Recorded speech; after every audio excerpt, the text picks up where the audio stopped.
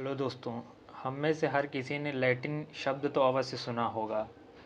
कोई भी सब्जेक्ट पढ़ते समय ये वाक्य हमेशा आते हैं कि फ़लाँ शब्द लैटिन भाषा से लिया गया है या फ़लाँ शब्द ग्रीक भाषा से लिया गया है। तो इस वीडियो में मेनली हम बात करेंगे लैटिन लैंग्वेज के बारे में। और लैटिन लैंग्वेज के साथ साथ हम देखेंगे कि रोमांस लैंग्वेज कौन कौन सी हैं। लैटिन लैंग्वेज, रोमांस लैंग्वेजेज और लैटिन अमेरिका। तो बात करें लैटिन लैंग्वेज की, तो ये एक क्लासिकल लैंग्वेज है और जो इंडो यूरोपियन लैंग्वेज फैमिली के इटैलिक ब्रांच से बिलोंग करती है। इसका टाइम पीरियड वही 7th सेंचुरी BC से 18th सेंचुरी AD है।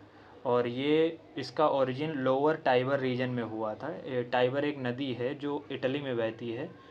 तो इटली का जो ये लोअर रीजन है, ये रोम के प्रेजेंट डे रोम के आसपास का क्षेत्र है। और इसी क्षेत्र में सबसे पहले लैटिन भाषा का जन्म हुआ और ये प्रेजेंट टाइम में वेटिकन सिटी की ऑफिशियल लैंग्वेज है। और शुरुआत में ये बहुत ही छोटे क्षेत्र में बोली जाती थी और रोमन एम्पायर जो था, एंशियंट रोमन एम्पायर, उसके साथ साथ इसका भी विस्तार हुआ। ये मैप है 117 AD का जो रोमन एम्पायर का है। ये क्षेत्र है, इसमें यूरोप का क्षेत्र, साथ साथ ये अफ्रीका का रीजन और ये वाला ये वेस्टर्न एशिया हो गया, ये टर्की अर्की हो गया, इधर का क्षेत्र बहुत काफ़ी विस्तृत साम्राज्य था रोमन एम्पायर। रोमन एम्पायर के विस्तार के साथ साथ ही ये लैटिन भाषा का भी विस्तार हुआ। हालांकि जब रोमन एम्पायर का विघटन हो गया उसके बाद भी 18वीं शताब्दी तक लैटिन भाषा का उपयोग होता रहा साइंस में या और कई क्षेत्रों के ऑफिशियल लैंग्वेजेस में। और इसके कई फॉर्म्स हैं धीरे धीरे, जैसे अपने यहाँ संस्कृत का वैदिक संस्कृत होता है, लौकिक संस्कृत होता है, उसी तरीके से इसके भी कई फॉर्म्स हैं।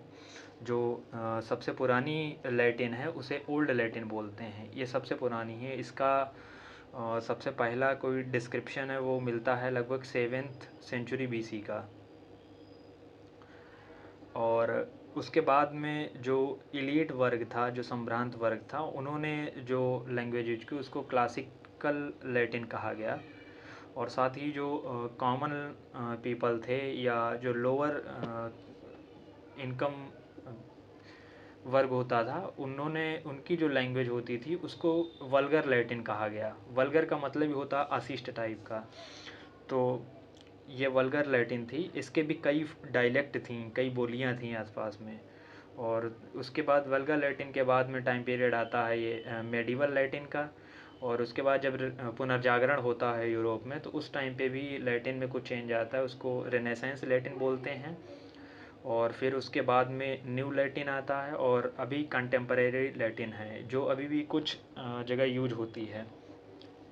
और ये जो वल्गर लैटिन है, इसी से ही इसकी जो कुछ बोलियां थीं वो दूसरी से आठवीं शताब्दी के बीच भाषाओं के रूप में परिणत हो गईं और उन्हीं बोलियों को ही रोमांस लैंग्वेजेज बोला जाता है।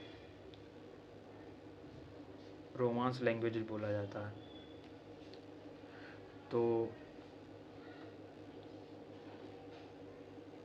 ये हैं कुछ रोमांस लैंग्वेजेज जो रोमांस लैंग्वेज हैं। तो from vulgar Latin romance languages were born during 2nd to 8th AD।